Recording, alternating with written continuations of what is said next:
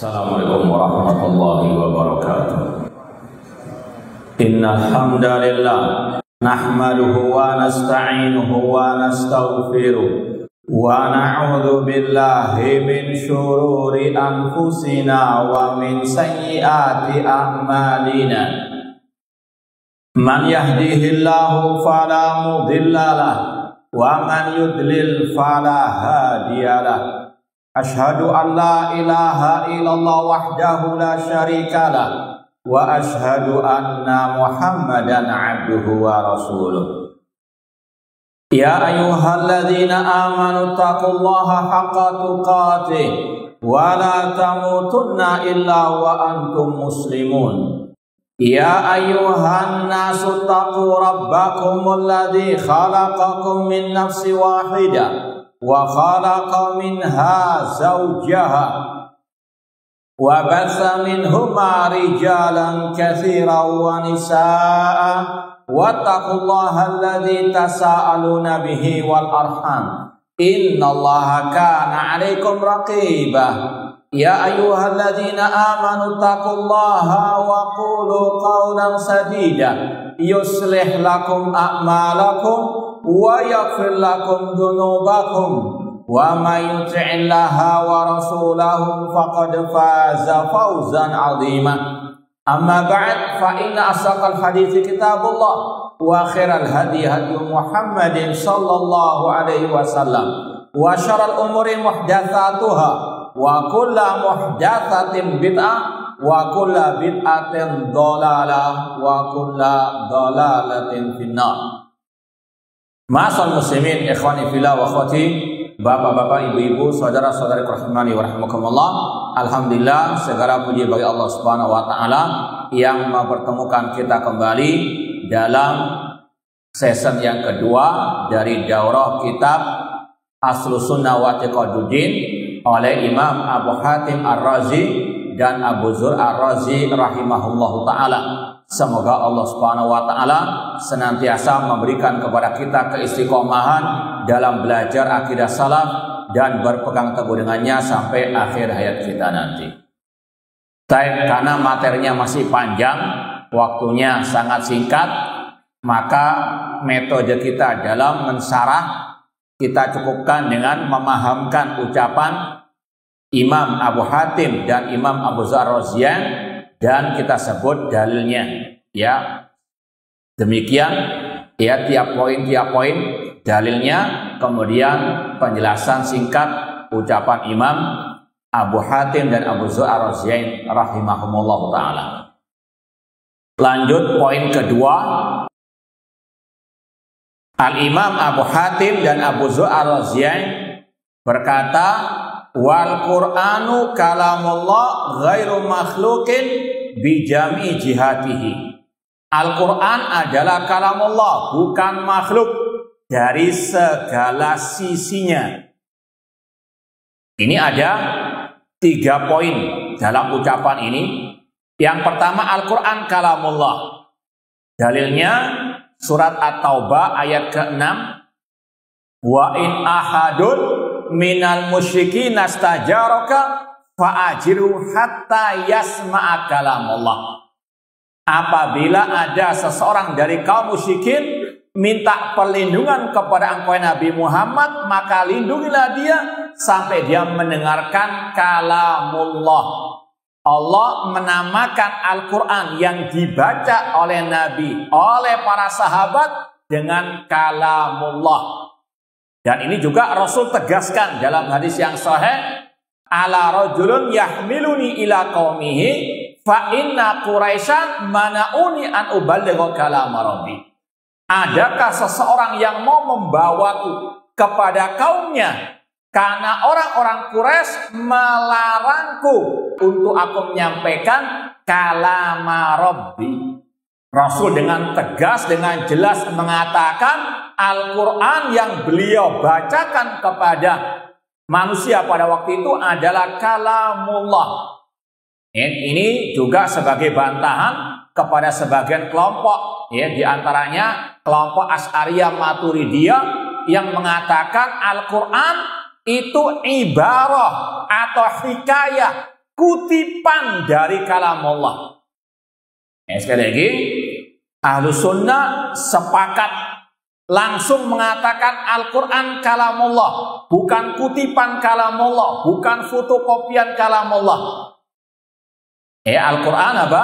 Kalamullah. Dalilnya jelas, ayat ke-6 At-Taubah dan sabda Rasul tadi dan ijma' salaf. Kemudian poin yang kedua, Al-Quran kalamullah ghairu makhluk, bukan makhluk. Dalilnya surat Al-A'raf ayat 54, Ala lahul khalqu wal amr. Ketahuilah bahwasanya hak menciptakan dan hak memerintahkan itu milik Allah. Menciptakan jelas. Al-amr diantaranya adalah Al-Quran. Ini kalau antum buka tadi akidah Imam Bukhari, beliau menukil ucapan Sufyan bin Uyainah.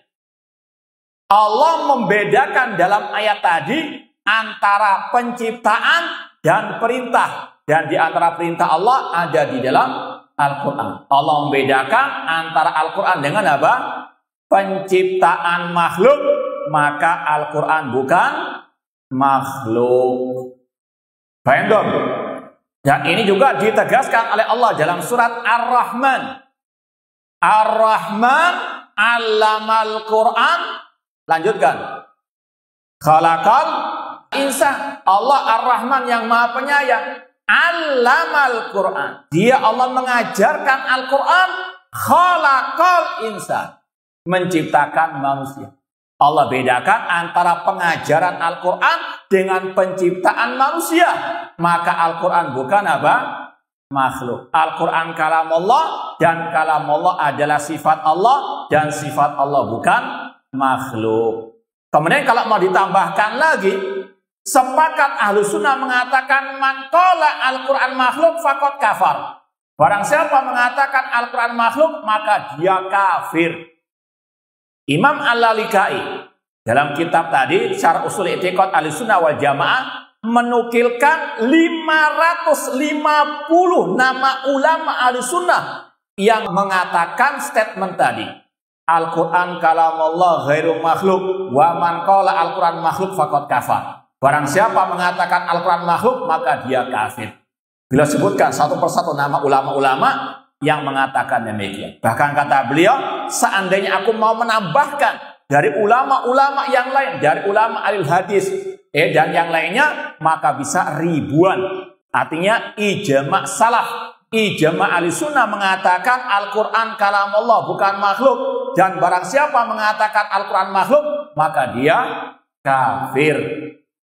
Paham dong? Baik. Kemudian ada kata-kata bijami jihatihi. Al-Quran kalamullah bukan makhluk dari segala sisinya.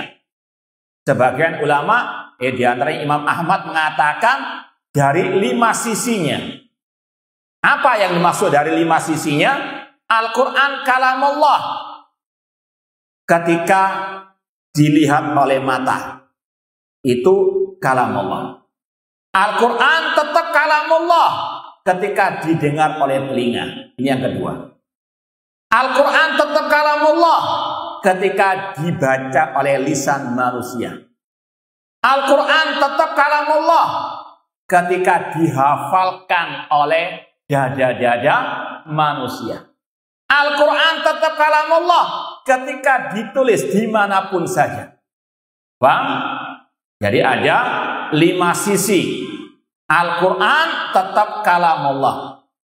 Dilihat oleh mata, didengar oleh telinga, dihafalkan oleh dada manusia, dibaca dengan lisan manusia, dan ditulis di mana saja. Tetap kalamullah. Dan ini juga berkaitan dengan kaidah para ulama, seperti kata Imam At-Tahawi rahimahullah, Al-Quran kalamullah minhu bada. Al-Quran kalamullah darinya lah berasal.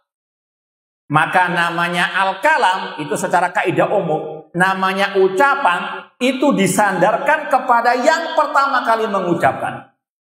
Contoh, ana membaca, ana mengatakan innamal a'malu binniyat.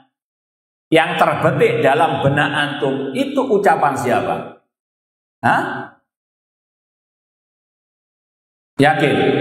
Hah? Yang lain ngantuk? Hah? Ini kaidahnya, ucapan disandarkan kepada yang pertama kali mengucapkan. Siapapun yang menukil, tetap ucapan itu disandarkan kepada yang pertama kali mengucap. Innamal a'malu binniyat, sabda Rasul, meskipun kita yang apa? Membacakannya sekarang. Demikian pula kalamullah, Al-Quran, itu kalamullah, karena itu berasal dari Allah. Inna anzalnahu fi lailati Al-Qadar. Itu makna dari Al-Quran, kalamullah, bukan makhluk, dari seluruh arahnya. Dibaca kapan saja, ditulis di mana saja, tetap dia kalamullah. Karena kalam disandarkan kepada yang pertama kali apa? Mengucapkannya. Baik. Dan poin kedua ini sudah ya kita sering dengar bagaimana pengorbanan Imam Ahlus Sunnah wal Jamaah, Imam Ahmad, untuk apa? Membela akidah yang satu, taruhan nyawa untuk beliau menegakkan akidah yang satu ini. Ya, dulu luar biasa para ulama taruhan nyawa demi mempertahankan akidah yang satu ini. Maka kita sekarang cukup untuk mempertahankan, nggak ngantuk saja, itu sudah luar biasa. Nah, dulu ulama ya untuk mengatakan akidah ini taruhan nyawa. Ya, antum cuma taruhan nggak ngantuk saja harus bisa. Paham ya? Baik, siap? Jazakumullah khair. Saya lanjut poin yang ketiga. Kata Imam Abu Hatim dan Abu Zur'a Ar-Razian, al-qadaru khairuhu wa syarruhu minallahi azza wa jalla. Takdir yang baik maupun yang jelek dari Allah azza wa jalla. Poin ketiga ini berkaitan dengan iman kepada takdir. Salah satu rukun iman yang 6. Kata para ulama, satu rukun iman tidak diimani, dia tidak sah keimanannya, alias dia bukan orang mukmin, dia bukan orang muslim. Terutama pembahasan iman kepada takdir. Abdullah bin Abbas radhiyallahu anhu pernah berkata, al-qadaru nizamut tauhid. Iman kepada takdir adalah porosnya tauhid. Man wahadallah wa kadzdzaba bil qadar naqadha takdzibuhu tauhidahu. Barang siapa yang mentauhidkan Allah namun dia mendustakan takdir, maka pendustaannya membatalkan tauhidnya. Gak ada artinya dia sholat, puasa, meskipun ikhlas karena Allah, tapi kalau dia mendustakan takdir, dia bukan orang muslim alias dia orang kafir, batal semua amal ibadahnya. Wa may yakfur bil iman faqad habita amaluh. Barang siapa yang mengkufuri keimanan, gugur semua amal ibadahnya. Maka ini salah satu yang menunjukkan pentingnya al-aqidah, pentingnya belajar ilmu akidah. Orang yang menyimpang dari akidah atau usulul akidah itu secara global cuma ada dua pilihan. Kalau enggak ahli bid'ah ya kafir. Antum pilih yang mana? Nah, yang ketiga yang ahlu sunnah, yang lurus akidahnya. Ini sekali lagi, kalau kita bahas lagi satu persatu poin ini, orang yang menyimpang tadi, kalau enggak kafir ya ahli bid'ah. Yang mengatakan Al-Quran makhluk kafir. Meskipun nanti akan ada pembahasan lebih lanjut, ini pengkafiran secara umum, bukan menunjuk si B, si C. Namun intinya tadi, secara global, orang yang menyimpang dari akidah salaf cuma punya dua pilihan. Kalau enggak ahli bid'ah, ya apa? Kafir, murtad. Ya, maka harus orang muslim muslimah ya berantusias semangat belajar akidah yang sahihah, akidah salaf, agar terjauhkan dari dua hal tadi, mubtadi ataupun kafir atau murtad. Naudzubillah min dzalik. Kemudian ma'asal muslimin ikhwani fillah wa akhwati rahimani wa rahimakumullah, adapun dalil wajibnya mengimani takdir yang baik dan yang jelek ini sudah jelas dalam hadis Jibril. Ada yang hafal hadis Jibril enggak? Hadis kedua dari Arba'in An-Nawawiyah. Mumpung ada hadiahnya ini. Ada yang hafal? Murajaah saja, sekedar setoran hafalan lah. Ada? Enggak ada. Baik. Ada mic-nya enggak? Ada.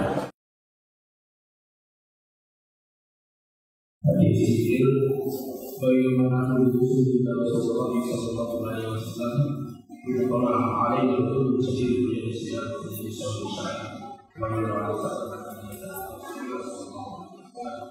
فأسند بوجهه وقتيه وقتيه وقال له أخبرني عن الإسلام أن أشهد أن لا إله إلا الله وأن محمدا رسول الله وأقيم الصلاة وتؤتي الزكاة وتصوم رمضان وتحج بيت إسرائيل سبيلا قال صدقت وأجبنا له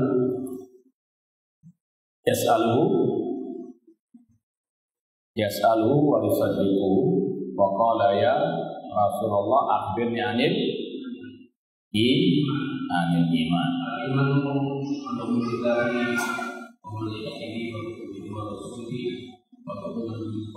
Wal yaumil akhir saya yakfi cukup. Itu karena intinya sudah. Jazakallah. Jazakumullah khair barakallah. Itu dari panitia. Intinya Rasul SAW kalau ditanya apa itu rukun iman, beliau menjawab di antaranya tadi antuk mina bil qadari khairihi wa syarrihi. Engkau beriman kepada takdir yang baik maupun yang jelek. Artinya setiap kita wajib mengimani yang terjadi di alam semesta ini, yang baik maupun yang jelek, kekafiran, keimanan, kebid'ahan ataupun sunnah, taat ataupun maksiat terjadi dengan takdir Allah, terjadi dengan ilmunya Allah. Itu sudah dicatat di Lauhul Mahfuz, itu sudah dikehendaki oleh Allah, dan itu sudah diciptakan oleh Allah Subhanahu wa Ta'ala. Paham dong? Jadi jangan pernah ragu. Kemaksiatan, kekafiran, kebid'ahan, dan para pelakunya itu makhluk ciptaan Allah.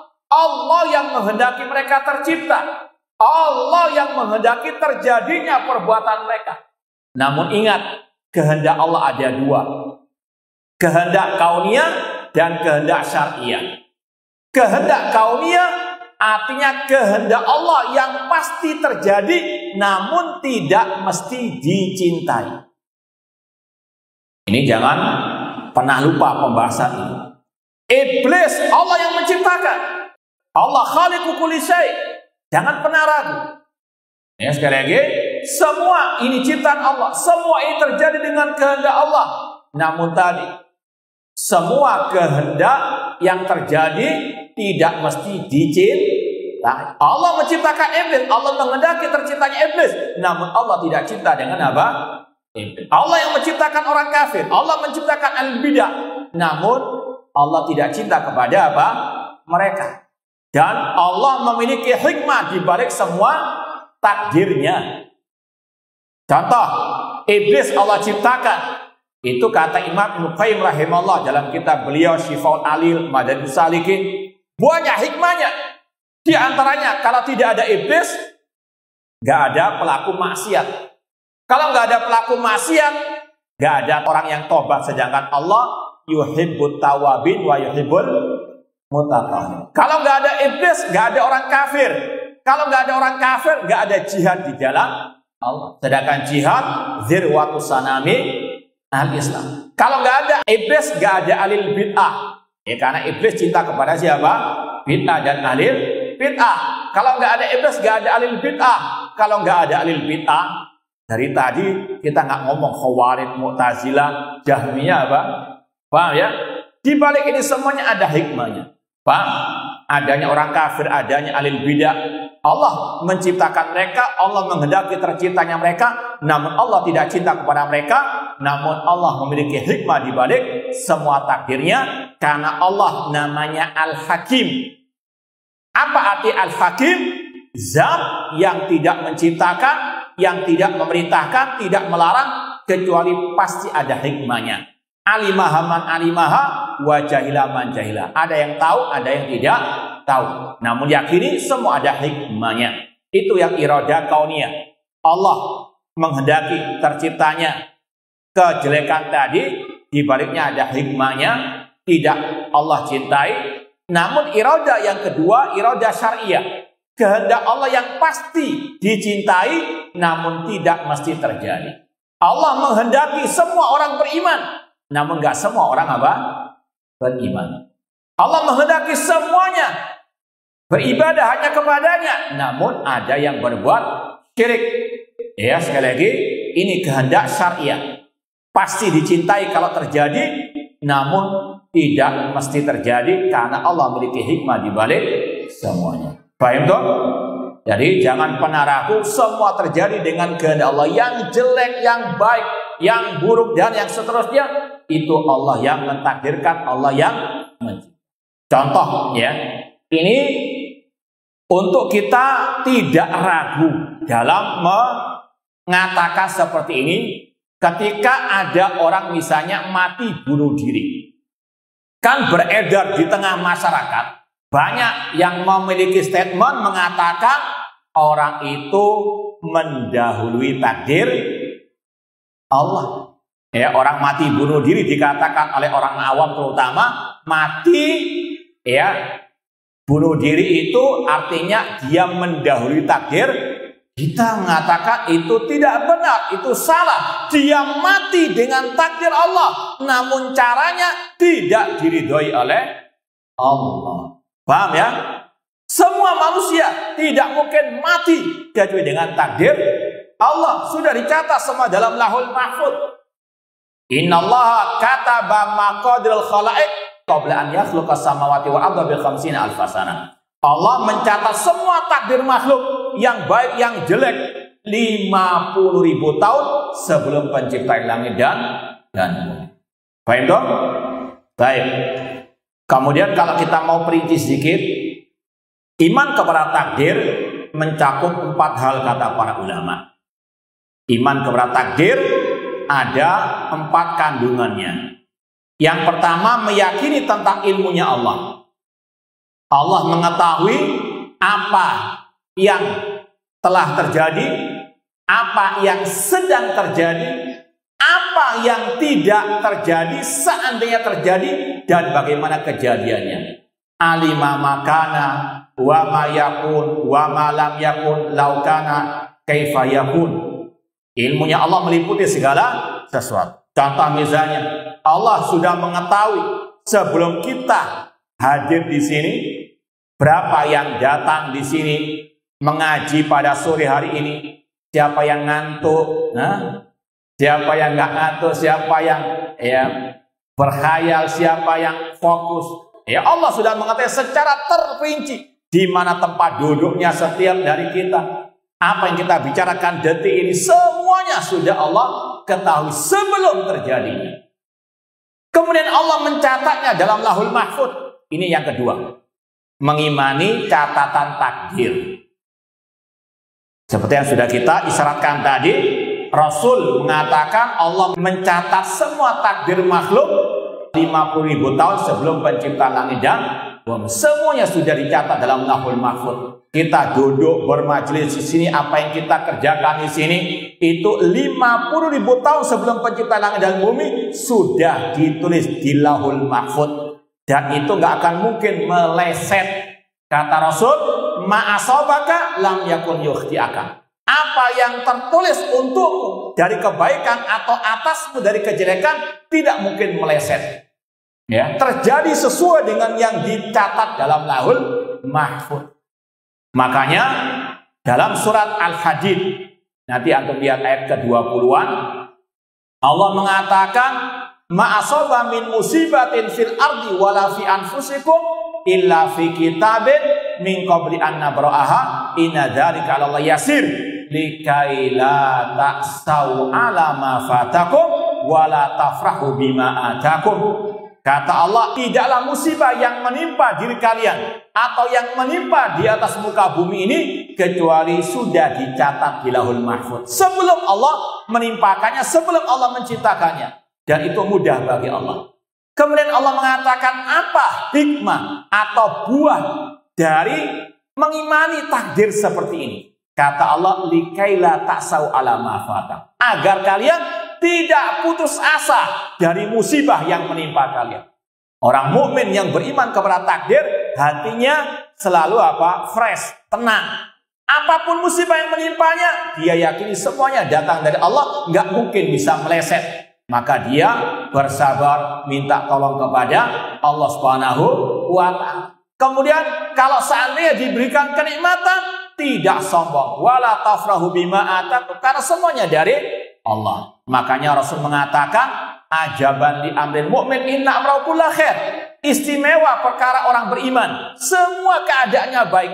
In asobat usara syakara fakana khailahu. Jika dia diberikan kenikmatan, dia bersyukur. Kenapa demikian? Karena dia tahu nikmat semuanya dari Allah. Dia bersyukur kepada Allah. Dia mendapatkan nikmat apapun bukan karena kekuatan dia, namun pertolongan dari Allah. La haula wala quwata illa billah. Maka dia bersyukur kepada. Kalau ada musibah, dia tahu ini Allah yang menimpakan kepadanya. Maka dia bersabar dan dia bergantung hanya kepada Allah. Wa iyyam saskallahu bidurrin fala kashifa illa huwa. Apabila Allah menimpakan musibah, tidak ada yang bisa mengentasnya kecuali Allah. Ini di antara buah beriman kepada takdir ataupun catatan takdir tadi. Poin yang ketiga, mengimani masyiatullah, kehendak Allah. Masya Allah kana wa malam yasha' lam yakun. Apa yang Allah kehendaki pasti terjadi, dan apa yang tidak Allah kehendaki tidak mungkin terjadi. Imam Asy-Syafi'i rahimahullah pernah berkata, dites dulu. Kan antum ini kan Imam Syafi'i masjidnya ya, betul ya? Apa ucapan Imam Syafi'i tentang pembahasan kita ini, masalah takdir? Ada yang hafal nggak? 2 bait syair saja. Sebetulnya 4, kita korting separuh. Nah, 2 bait syairnya Imam Syafi'i tentang iman kepada takdir. Ada yang hafal? Nah, masih banyak hadiahnya. Nah, katanya Imam Syafi'i. Mungkin Imam Syafi'inya tawadhu ya. Imam Syafi'i mengatakan, masyitakana wa ilam asya wa masyitu ilam tasya lam yakun. Ya Allah, apa yang Engkau kehendaki pasti terjadi meskipun aku tidak menghendaki. Dan jika aku menghendaki tapi Engkau ya Allah tidak menghendaki, tidak mungkin terjadi.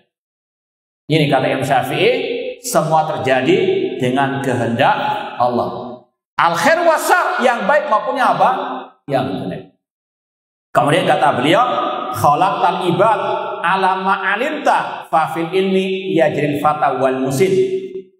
Kata beliau, Engkau ya Allah yang menciptakan hamba-hambamu di atas ilmumu. 2 bait syair ini mengajarkan 3 kandungan iman kepada takdir. Masalah kehendak, masalah penciptaan, dan masalah al-ilmu.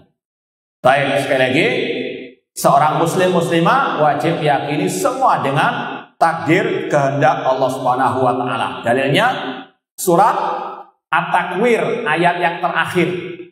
Surat At-Takwir ayat yang terakhir, wa ma tasyauna illa an yasha'allahu rabbul alamin. Tidaklah kalian manusia berkehendak kecuali Allah berkehendak. Manusia punya kehendak, namun kehendak manusia di bawah kehendak Allah. Ahlussunnah menetapkan 2 kehendak, kehendak manusia dan kehendak Allah. Namun kehendak manusia di bawah kehendak Allah. Insya Allah akan ada penjelasan lebih lanjut kalau kita selesai kitab ini tentang kelompok-kelompok sesat dalam bab ini. Kemudian yang keempat, di antara iman kepada takdir yaitu mengimani tadi al-khalq. Allah khaliqu kulli syai'. Allah pencipta segala sesuatu. Dalilnya surat Az-Zumar ayat 62. Az-Zumar 62, Allah berfirman, Allah khaliqu kulli syai'. Allah pencipta segala sesuatu. Baik, iman kepada takdir ini kalau mau dibahas bisa daurah sehari semalam khusus. Ya, ini sekedar cuplikan-cuplikan saja.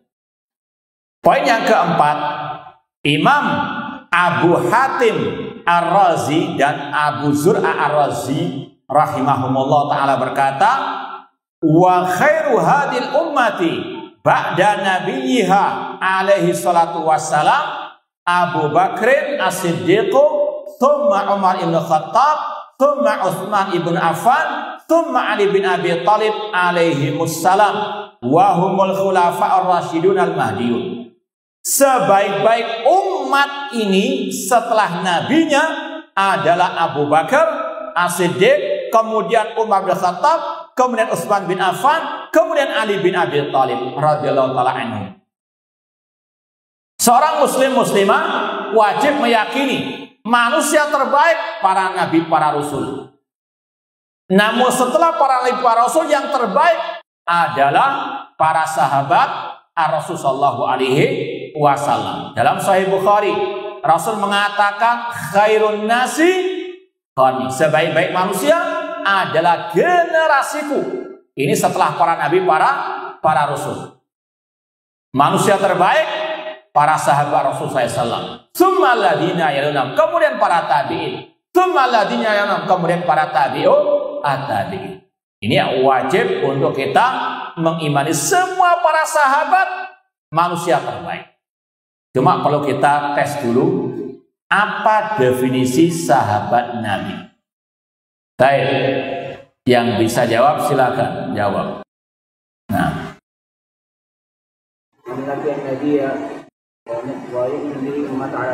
Taib ahsan barakallahu fiik. Tafadhal. Ini perlu ditegaskan tentang definisi sahabat Nabi. Ini yang diucapkan oleh para ulama al-muhaqqiqin. Sahabat Nabi definisinya adalah man laqiyan Nabi, yang pernah berjumpa dengan Nabi meskipun sesaat saja. Kalau antum buka kitab Ushul Sunnah Imam Ahmad, wa man ra'ahu sa'atan, meskipun sesaat saja melihat Nabi, berjumpa dengan Nabi. Kemudian syarat yang kedua, wa amana bihi, beriman kepada Nabi. Kemudian yang ketiga, wa mata ala dzalik, dan meninggal di atas keimanan. Itu syarat atau definisi orang itu dikatakan sahabat Nabi sallallahu alaihi wasallam. Kenapa ini kita tekankan, kita tegaskan? Karena di luar sana banyak para musuh-musuh sahabat Nabi, banyak para pencaci maki, pencela sahabat Nabi, itu masuknya lewat definisi. Ya, mereka nggak langsung mengatakan Abu Bakar demikian, ya, mencela para sahabat langsung, tidak, namun lewat definisi. Ya, biar apa? Tidak terasa mereka sebagai musuh para sahabat Nabi. Di antaranya tokohnya Hizbut Tahrir, pendirinya Hizbut Tahrir, Taqiyuddin Adabhani, dia mengatakan seorang sahabat Nabi itu syaratnya harus bermajlis, harus berjumpa dengan Nabi setahun atau 2 tahun, atau berperang bersama Nabi sekali atau 2 kali. Kemudian dari definisi itu dia mengeluarkan sahabat Nabi yang mulia Muawiyah bin Abi Sufyan. Paham ya? Jadi para pencaci maki, musuh sahabat Nabi terkadang tadi lewatnya secara tidak langsung, tapi sangat berbahaya. Berapa para sahabat Nabi yang dikeluarkan oleh mereka ini hanya karena apa? Salah, sesat mendefinisikan siapa sahabat Nabi Shallallahu Alaihi Wasallam. Paham ya? Ya, dari situ Hizbut Tahrir dengan tokohnya tadi tidak mengakui Muawiyah bin Abi Sufyan sebagai sahabat Nabi. Padahal beliau salah satu sahabat yang menulis Al-Quran di zaman Nabi Sallallahu Alaihi Wasallam. Paham ya? Sekali lagi harus paham betul apa definisi sahabat Nabi Sallallahu Alaihi Wasallam yang pernah berjumpa dengan Nabi meskipun sesaat saja, dan dia beriman dengan Nabi dan meninggal dunia di atas al-iman. Baik. Dan kita wajib meyakini semua sahabat Nabi manusia yang mulia, khairun nasi qarni. Namun dari yang mulia itu ada yang lebih mulia. Sebagaimana para nabi, para rasul, mereka manusia-manusia yang paling mulia secara mutlak. Tapi dari para nabi, para rasul itu ada yang paling mulia. Siapa mereka? Ulul azmi minal rasul. Dan yang paling mulia Sayyidu waladi Adam, Nabi kita Muhammad sallallahu alaihi wasallam. Demikian pula dengan para sahabat, kita wajib meyakini semua sahabat Nabi manusia yang paling mulia setelah para nabi, para rasul. Namun dari yang mulia tersebut ada yang lebih mulia, yaitu 4 sahabat, yaitu yang al-khulafa ar-rasyidun, Abu Bakar, Umar, Utsman dan Ali. Sebagaimana ini urutan kekhalifahan mereka. Alaikum bisunnati wa sunnatil khulafa ar-rasyidin. Dan tidak boleh kita mengatakan ini lebih mulia dari itu kecuali dengan ad-dalil. Ya, adapun dalil para sahabat 4 ini khulafa rasyidin yang paling mulia, ini ijma' sahabat Nabi sallallahu alaihi wasallam. Di antaranya dalam Sahih Bukhari, pernah suatu saat putranya Ali bin Abi Thalib radhiyallahu anhu bertanya, yang bernama Muhammad Al-Hanafiyah. Muhammad Al-Hanafiyah putranya Ali bin Abi Thalib, namun beda ibu dengan Hasan wal Husain. Beliau bertanya kepada Ali bin Abi Thalib, "Man afdalun nasi?" Kata Muhammad bin Hanafiyah, siapa manusia terbaik, maksudnya dari umat Nabi Muhammad SAW. Maka Ali bin Abi Thalib dengan terang, dengan jelas mengatakan Abu Bakar. Ditanya lagi, Sumaman, siapa setelah Abu Bakar? Umar bin Khattab. Dan ini riwayat hadis, sekali lagi dalam Sahih Bukhari, membantah statement kelompok Syiah Rafidhah yang mengatakan manusia terbaik setelah Rasul Ali bin Abi Thalib. Padahal Ali bin Abi Thalib sendiri mengatakan yang terbaik, yang termulia setelah Nabi adalah Abu Bakar As-Siddiq.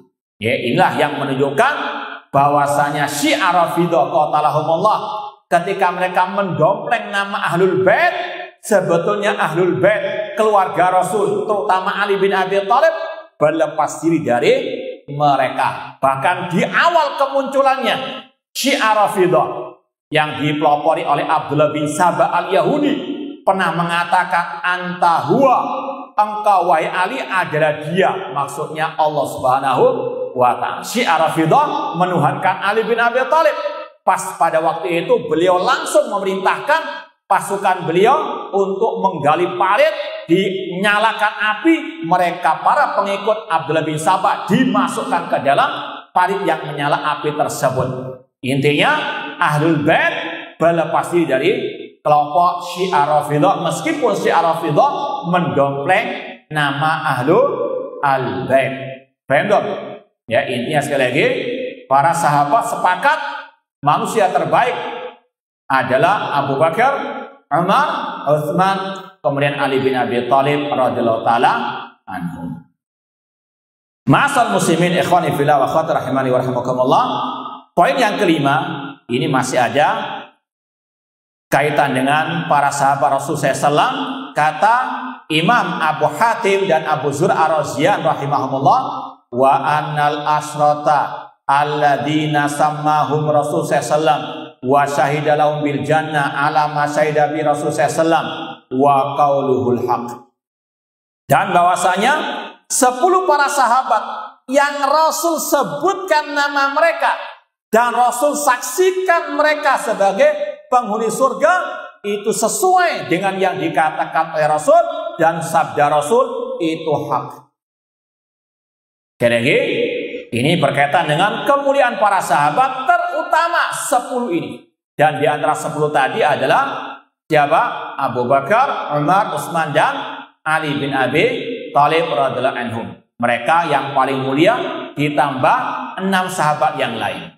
Baik, siapa yang bisa menambahkan? Siapa 6 sahabat tadi yang pasti yang dijamin masuk surga? Nah, silakan.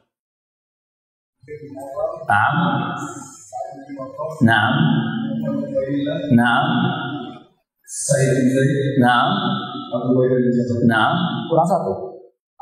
Abdurrahman bin Auf. Ahsan, barakallahu fiik. Baik, itu yang Rasul sebutkan langsung nama mereka. Abu Bakar fil jannah, Umar fil jannah, Utsman fil jannah, Ali fil jannah, Az-Zubair fil jannah, Abu Ubaidah fil jannah, Talha fil jannah, Sa'ad bin Waqqas, Sa'id bin Zaid, kemudian Abdurrahman bin Auf fil jannah. Ini yang disebut dengan 10 sahabat Rasul yang pasti masuk surga. Wajib kita meyakininya. Sebetulnya ada pembahasan khusus kata para ulama, kita tidak boleh memastikan orang masuk surga atau masuk neraka. Kecuali kalau ada dalil yang khusus tentang. Di antaranya tadi 10 sahabat yang Rasul pastikan mereka masuk surga. Secara umum wajib kita meyakini orang beriman pasti masuk surga, apalagi para sahabat. Namun menunjuk si B, si C-nya butuh dalil khusus. Orang kafir pasti masuk neraka, itu wajib kita yakin. Namun si B, si C-nya tidak boleh kita pastikan kecuali dengan dalil khusus. Abu Lahab pasti di neraka. Dalilnya tabat yada abil abin. Paham dong? Kemudian kenapa kok disebut 10 sahabat yang masuk surga padahal ada yang lain? Maka dijawab oleh para ulama. Baik, kita mau tes lagi. Sebelah kiri kalau ada. Kenapa kok muncul istilah 10 sahabat Nabi yang masuk surga padahal lebih dari itu? Ada yang bisa jawab?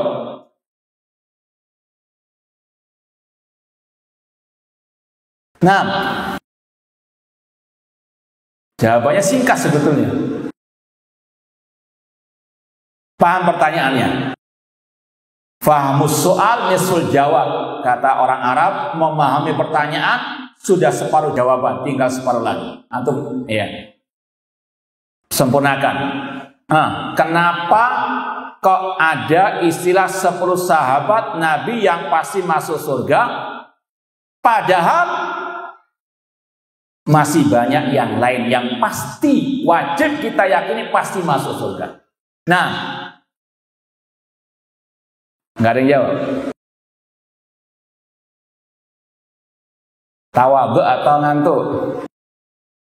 Baik, jawabannya singkat. Karena yang 10 itu disebutkan dalam satu redaksi hadis.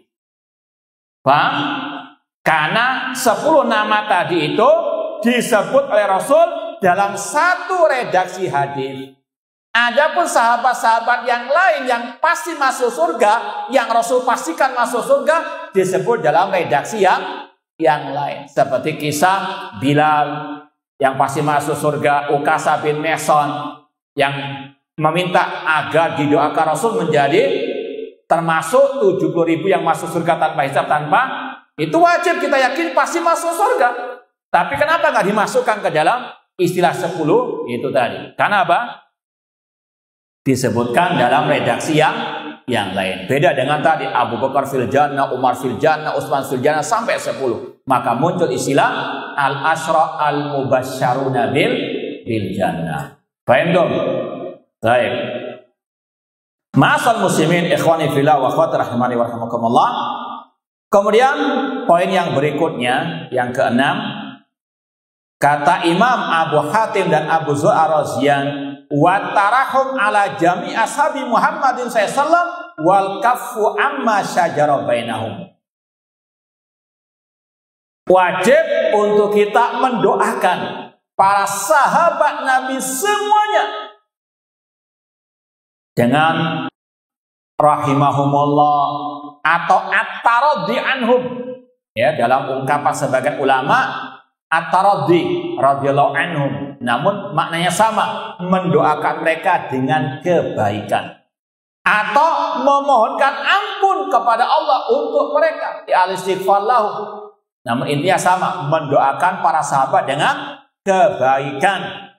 Dalilnya surat Al-Hasyr ayat ke-10. Baik, ada yang hafal surat Al-Hasyr, terutama 8, 9, 10. Ada yang hafal enggak?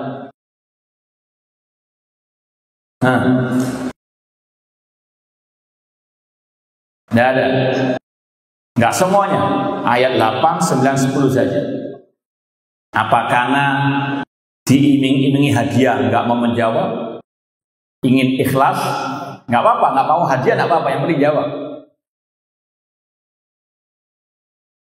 Baik, nanti dilihat dalam mushaf. Allah berfirman dalam surat Al-Hasyr ayat yang ke-8 tentang kelompok al-muhajirin. Lil fuqara'il muhajirin alladziina ukhriju min diyarihim wa amwalihim yabtaghuna fadlan minallahi wa ridwan wa yansurunallaha wa rasulahu ulaika humus shadiqun. Ini Allah menjelaskan tentang keutamaan kelompok al-muhajirin. Kemudian ayat yang ke-9 tentang al-ansar, walladzina tabawwa'u dara wa imana min qablihim yuhibbuna man hajara ilaihim ila akhir ayat. Kemudian ayat yang ke-10 Allah berfirman, walladzina ja'u min ba'dihim yaquluna rabbana ighfir lana wa li ikhwanina alladzina sabaquna bil iman. Dan orang-orang yang datang setelah para sahabat, apa kewajiban mereka? Yaqulun, mereka berkata, berdoa, Rabbana ighfir lana wa li ikhwanina alladzina sabaquna bil iman. Wahai Rabb kami, ampunlah kami dan saudara-saudara kami yang mendahului kami dengan keimanan. Yang termasuk dalam sebelum kami, yaitu tadi al-muhajirin wal ansar.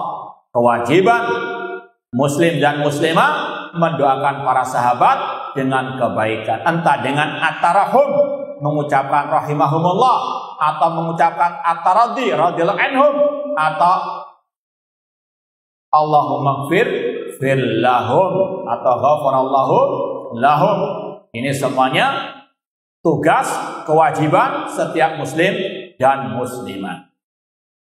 Kemudian kata Imam Abu Hatim dan Abu Zur'ah Ar-Razian, wal kaffu amma syajara bainahum, menjaga diri, menjaga lisan dari perselisihan di antara para sahabat Nabi Sallallahu Alaihi Wasallam.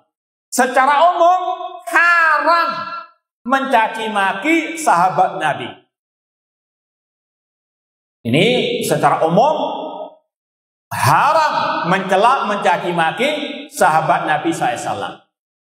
Imam Ahmad rahimahullah dalam kitab beliau Ushul Sunnah, dan Imam Ahmad itu sejaman dengan dua ulama Ahlus Sunnah ini, Abu Zur'ah dan Abu Hatim Ar-Razi. Dari satu sisi mereka akron, tiga ulama ini satu angkatan. Namun dari sisi yang lain, Imam Ahmad sebagai guru dari dua ulama ini. Namun sejaman, Imam Ahmad dalam kitab beliau Ushul Sunnah mengatakan, idza ra'aita rajulan yantaqisu ahadan min ashabin Nabi sallallahu au abghadahu bihadatsin kana fahuwa mubtadi. Kata Imam Ahmad, apabila engkau melihat seseorang mencaci maki, mencela satu sahabat Nabi, atau dia membencinya dengan sebab apapun, maka dia mubtadi. Ini yang kita sampaikan tadi. penyimpangan, kesalahan dalam akidah, pelakunya kalau nggak ahli bid'ah, ya apa?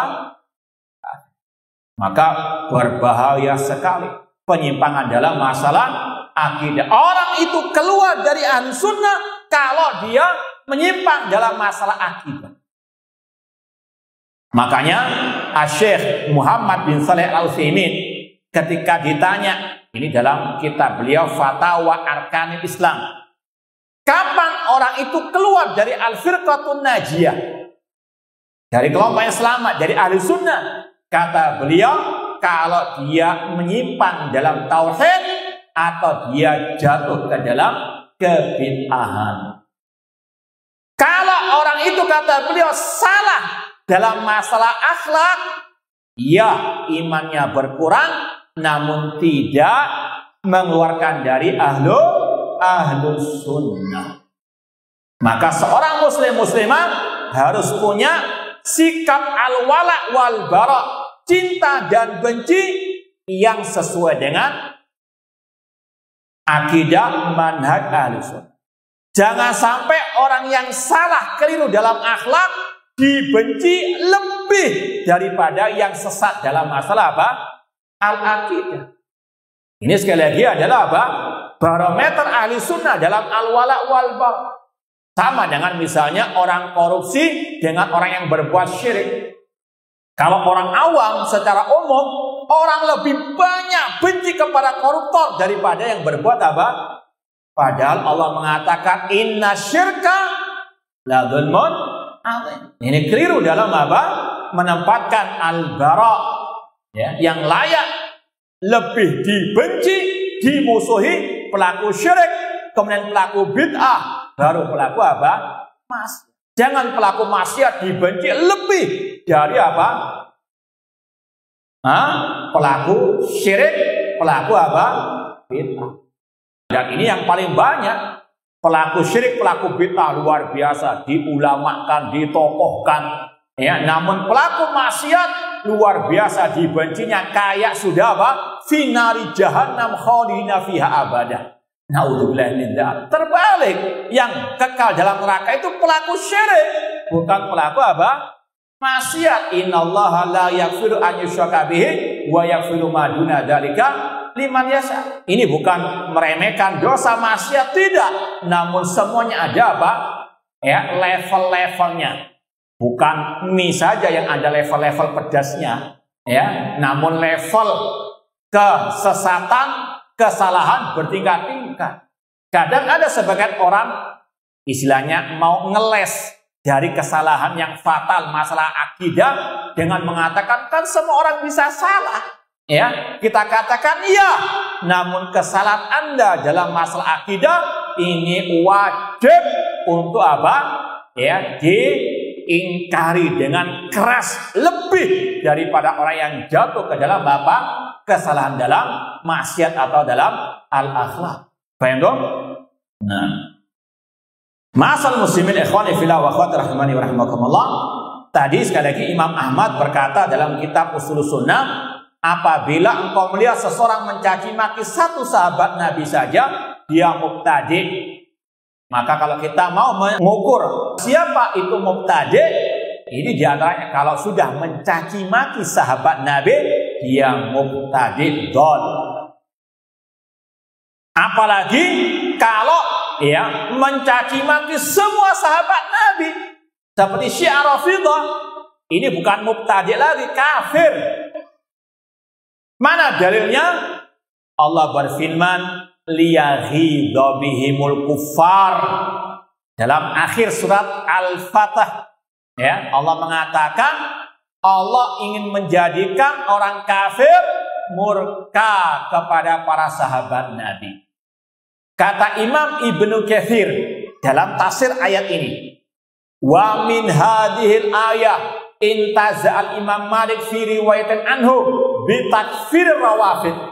Dari ayat ini Imam Malik berdalil dalam salah satu riwayat beliau bitakfir rawafid, untuk mengkafirkan kelompok Syiah Rafidhah. Kata Imam Malik, Syiah Rafidhah kafir. Kenapa? Li'annahum yubghiduna sahabah. Karena mereka membenci para sahabat Nabi Shallallahu Alaihi Wasallam. Ya, makanya para ulama sangat amat keras mengecam kelompok-kelompok harokat yang masih bermesraan, masih bergotong royong dengan kelompok Syiah Rafidhah. Di antaranya sekarang kelompok Hamas, ya, itu sangat amat bermesraan dengan kelompok Syiah Rafidhah. Bahkan tokohnya mati di kandangnya siapa? Syiah Rafidhah. Na'udzubillahi min dzalik. Bagaimana seorang muslim masih mau istilahnya bermesraan dengan mereka, bahkan katanya berperang, berjihad bersama mereka. Mereka adalah musuh Islam, mereka musuh para sahabat Nabi Shallallahu Alaihi Wasallam. Syiah Rafidhah dikafirkan oleh para ahli ulama. Ya, di antara Imam Malik, di antara sebabnya mereka membenci para sahabat Nabi SAW. Bahkan tokoh hadasnya mereka, bukan tokoh hadis, ya, tokoh hadasnya mereka, Al-Kulaini dalam kitabnya Ushul Kahfi mengatakan kanan nasu ahla ridda ba'da wafati Rasul sallallahu. Semua manusia sepeninggal Rasul. Yang dimaksud siapa di sini? Para sahabat. Semua manusia sepeninggal Rasul murtad kecuali 3 saja. Di antaranya Salman Al-Faris. Artinya Abu Bakar, Umar, Utsman dan yang lainnya kafir, kata mereka murtad. Bagaimana orang muslim masih mau bermesraan dengan Syiah Rafidhah, sedangkan mereka memusuhi bahkan mengkafirkan mayoritas para sahabat Nabi Shallallahu Alaihi Wasallam. Harus ada kebencian kepada Syiah Rafidhah. Qatalahumullah. Sekali lagi, sejarah berdarah mereka yang banyak menumpahkan darah kaum muslimin. Bagaimana bisa diharapkan kemenangan, ya, pertolongan dari musuh-musuh Islam? Bahkan kata Syekhul Islam Ibnu Taimiyah rahimahullah, wahum daiman ma'ada Islam. Dalam sejarah mereka Syiah Rafidhah atau Syiah Batiniyah senantiasa ada di belakang orang kafir membantai kaum al-muslimin. Alhamdulillah kita beberapa kali menulis makalah yang berkaitan dengan hal ini, ya, agar kaum muslimin melek. Mereka ini musuh Islam, bukan yang, ya, dibangga-banggakan membela Islam, membela kaum muslimin. Mereka pintar bersandiwara, mereka punya akidah taqiyah, menampakkan keislaman, namun mereka menyembunyikan kekufuran. Ya, sekali lagi, sejarah sebagai buktinya, dan kitab-kitab mereka menjadi bukti akan, ya, kekufuran dan kesesatan mereka. Ikhwani fillah wa akhwati rahimani wa rahimakumullah, secara umum haram mencaci maki sahabat Nabi SAW. Terutama di sini wal kafu amma syajara bainahum. Terutama ketika terjadi perselisihan di antara para sahabat, seperti antara Ali dan Muawiyah. Jangan pernah mencaci seorang pun dari mereka. Para ulama mengatakan yang berselisih dari para sahabat, mereka ahli ijtihad semuanya. Kalau ada yang benar, dapat 2 pahala. Kalau salah, dapat 1 pahala. Tidak boleh dicaci maki.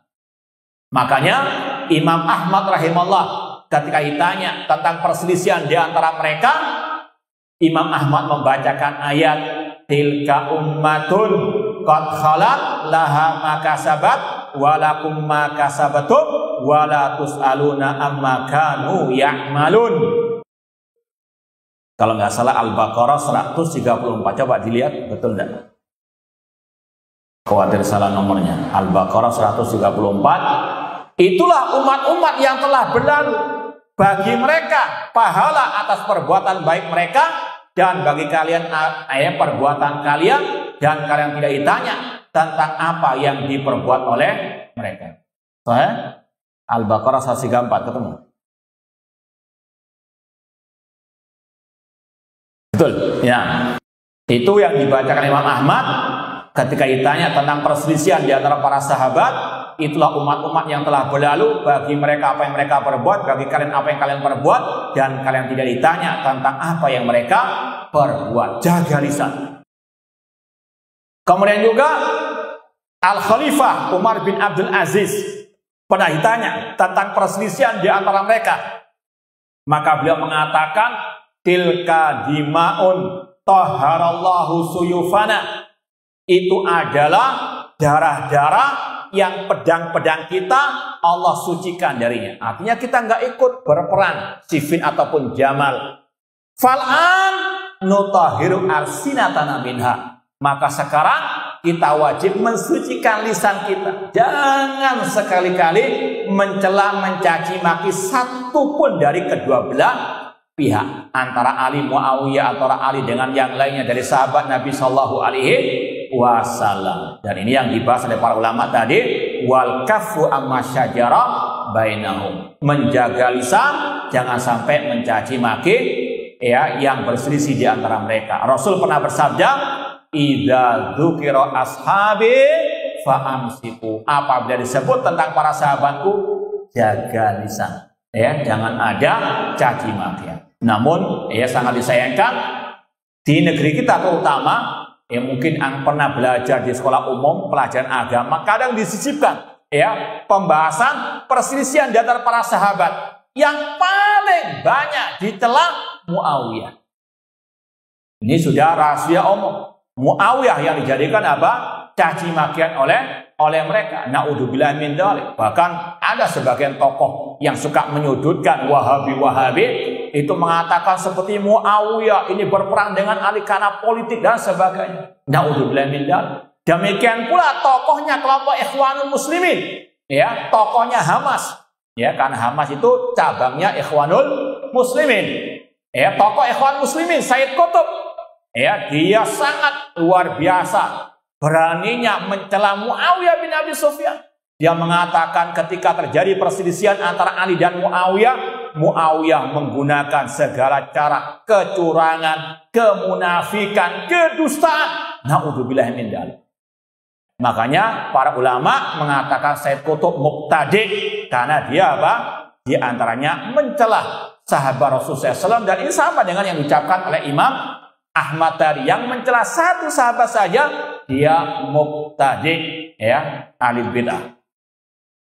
Taib ma'asal muslimin ikhwani fillah wa akhwati rahimani wa rahimakumullah. Sebelum lanjut poin ke-7, waktunya masih ya kurang lebih 15 menit.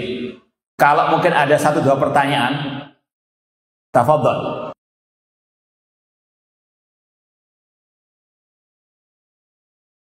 Terutama yang berkaitan dengan kajian kita ini. Nah, silakan.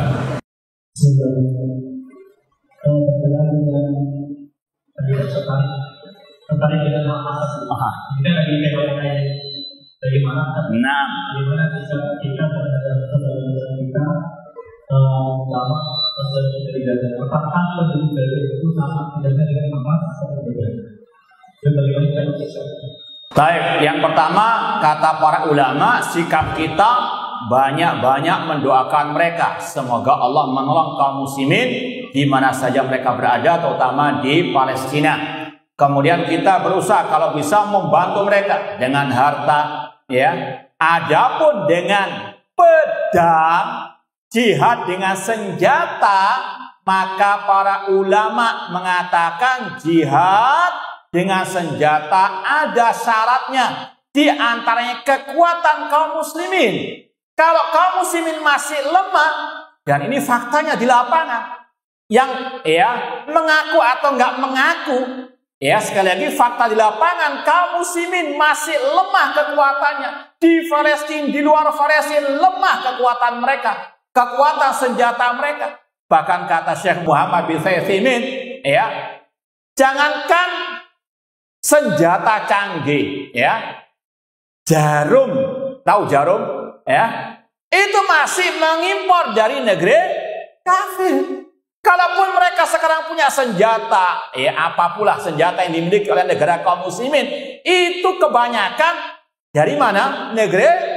Bagaimana kaum muslimin akan bisa mengalahkan orang kafir senjata mereka dari orang apa? Itu yang mungkin rongsokan, mungkin yang KW berapa. Paham ya? Syekhul Islam Ibnu Taimiyah berkata, Al-muslimun in kanu bi ardin hum fiha mustad'afun falyamalu bi ayatis sabr. Kaum muslimin, jika mereka dalam keadaan lemah, maka wajib mereka mengamalkan ayat-ayat tentang kesabaran. Jangan nekat mengangkat senjata. Dan buktinya, kata para ulama, apakah kita nggak melek? Kemarin berapa korban dari kaum muslimin? Ya, mungkin sudah ratusan ribu dibantai. Gara-gara apa? Hamas yang memulai menyerang apa? Ini fakta yang ada di lapangan demikian. Mereka bangga, ya, ketika apa? Melakukan serangan-serangan tersebut. Ketika dibalas, yang dibantai siapa? Penduduk sipil. Mereka masih enak, diserang masuk apa? Terowongan. Yang jadi korban siapa? Rakyat sipil. Apakah kita nggak melek kejadian seperti dan itu berulang kali kata para ulama. Kenapa kalau kita nggak mengambil ibrah? Ya, ada yang mengatakan, oh ini kemenangan. Kemenangan dari mana?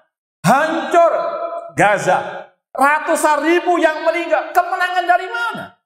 Ya, sekali lagi, inilah kalau sudah hati ditutup oleh hawa nafsu, tidak bisa apa? Melihat kebenaran fakta yang hak. Dan kalau kita lihat sunnah Rasul, ini yang paling apa? Utama. Timbang semuanya dengan sunnah Rasul. Ketika Rasul di kota Mekah dalam keadaan lemah, apakah Rasul meneriakkan jihad? Meskipun di tengah-tengah para sahabat ada yang dibantai oleh kaum musyrikin jahiliyah, Ammar dan keluarganya. Namun Rasul ketika tidak punya kekuatan dan para sahabat, tidak ada jihad dengan apa? Pedang. Yang ada jihad dengan dakwah. Wajahidhum bihi jihadan kabira. Ini sunnah Rasul. Ya, kalau kita mau mengikuti Rasul, ini sunnah Rasul. Dikala lemah, jangan nekat mengangkat senjata. Ini mudaratnya lebih apa? Besar. Demikian kata para ulama, di akhir zaman nanti, ketika Nabi Isa telah membunuh Dajjal, kemudian Allah keluarkan Ya'juj wa Ma'juj, dua kabilah manusia yang sangat luar biasa kekuatannya. Nabi Isa bersama Taifah al-Mansurah kaum muslimin, apakah Allah perintahkan melawan Ya'juj wa Ma'juj? Kan mati nanti mati syahid. Enggak seperti itu. Jihad ibadah ada syarat-syaratnya. Allah perintahkan Nabi Isa untuk naik ke Bukit At-Tur bersama kaum beriman. Kenapa? Karena nggak punya kekuatan.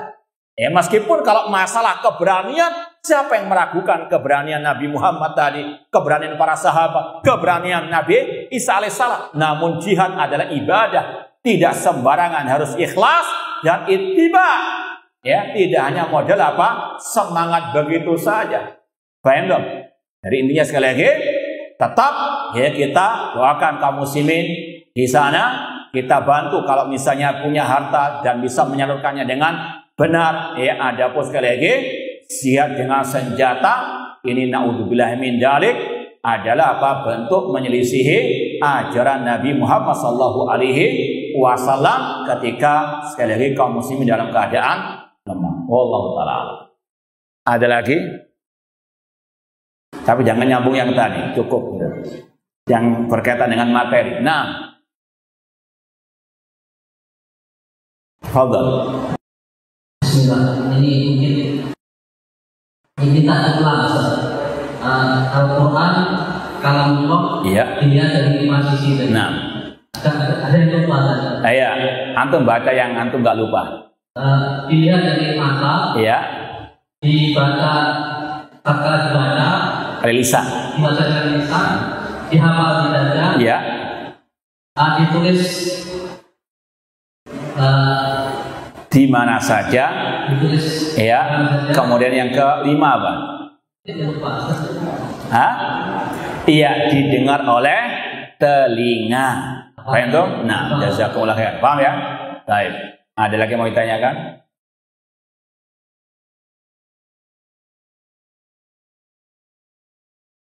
Tidak ada. Lanjut apa cukup? Hah? Jadi, baqiya khamsa daqa'iq. Lanjut, ya lanjut dikit. Kita lanjutkan poin yang ke-7.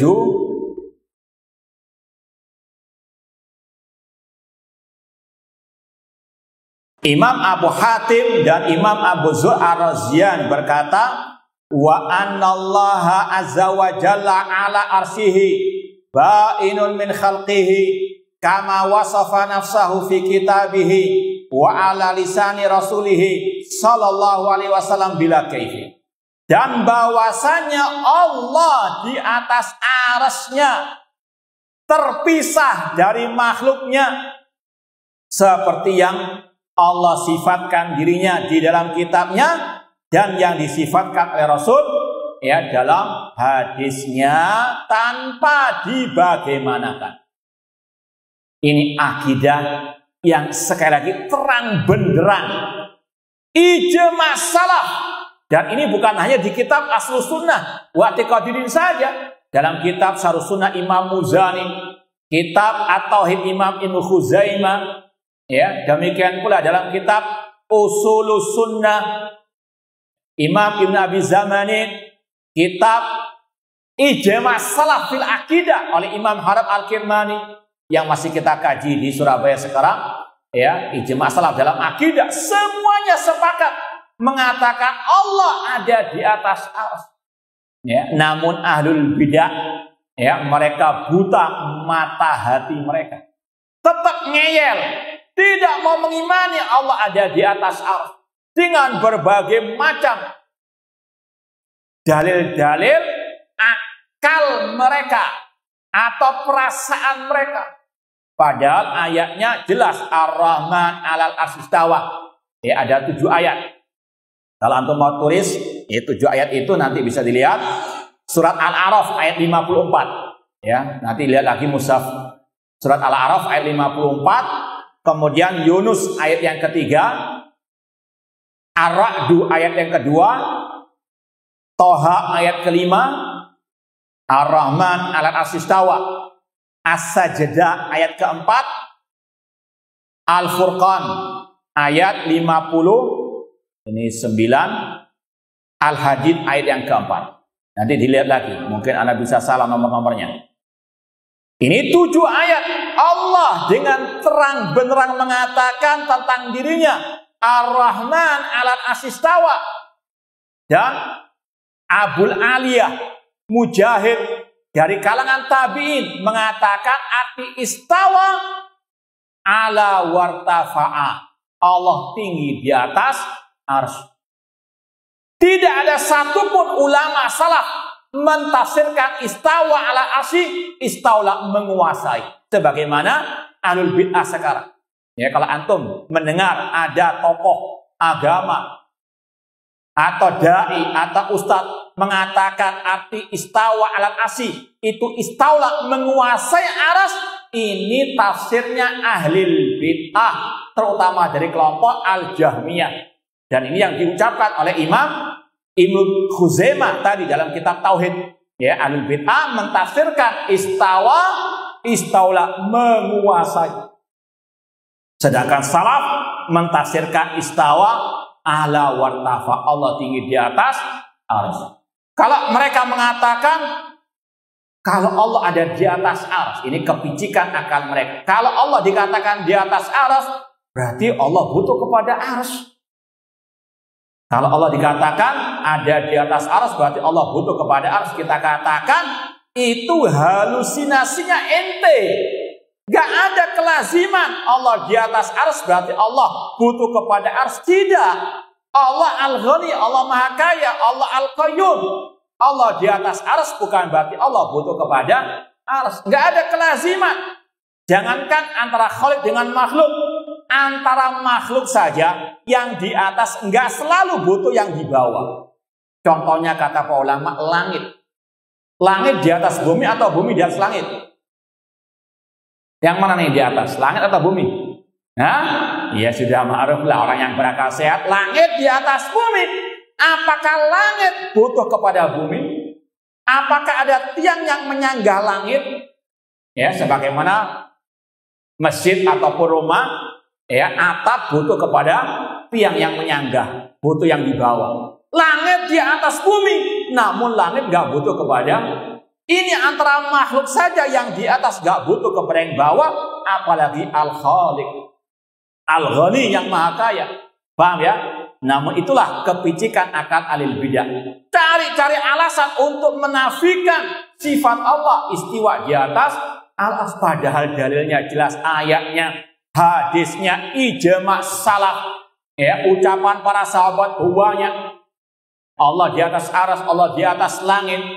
Bahkan kata Imam Al-Auza'i rahimahullah dari kalangan tabi'in, beliau mengatakan, kunna wattabi'una mutawafiruna nakul annallaha fawqal arsy. Kami dan semua para tabi'in sepakat mengatakan Allah di atas arsy. Masih kurang jelas apa? Namun inilah yang diucapkan oleh Imam Ibnu Qayyim rahimahullah, al-haqqu syamsun wal uyunu nawadhiru lakinna takhfa 'alal umyani. Kebenaran seperti matahari yang terang benderang di siang bolong. Semua orang, semua mata bisa melihatnya. Namun matahari yang terang benderang itu tersembunyi bagi orang yang apa? Buta matanya. Dan Allah berfirman, innaha la ta'mal absar walakin ta'mal qulub allati fis sudur. Bukan mata kepala mereka yang buta, namun mata hati mereka yang buta. Bahkan lebih parah tadi yang kita sampaikan tadi. Ya, mereka ketika kita gencar menjelaskan masalah akidah seperti ini, mereka membantah dengan membabi buta. Ini kita dengar langsung di YouTube-nya. Ada statement dari da'inya alil bidah mengatakan, barang siapa meyakini Allah ada di atas langit atau di atas arsy maka dia kafir. Naudzubillah min dzalik, berarti mengkafirkan siapa? Ulama salaf semuanya. Bahkan lebih parah lagi dari itu, berdusta atas nama Imam Syafi'i. Mengatakan Imam Syafi'i pernah berkata, barang siapa yang mengatakan Allah istiwa di atas arsy maka dia kafir.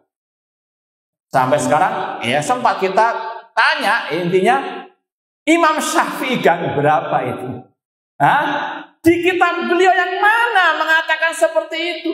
Sedangkan telah mutawatir dari para ulama bahwasanya Imam Syafi'i sama dengan ulama salaf yang lain mengatakan Allah di atas langit, di atas arsy, seperti yang dinyatakan oleh Imam As-Sabuni Asy-Syafi'i dalam kitab beliau Aqidah Salaf Ashabi Al-Hadis. Bahkan tadi Imam Al-Muzani, murid langsung dari Imam Syafi'i, di awal kitab beliau Syarh Sunnah, beliau Imam Al-Muzani Asy-Syafi'i mengatakan alin ala arsyihi, Allah di atas arsy.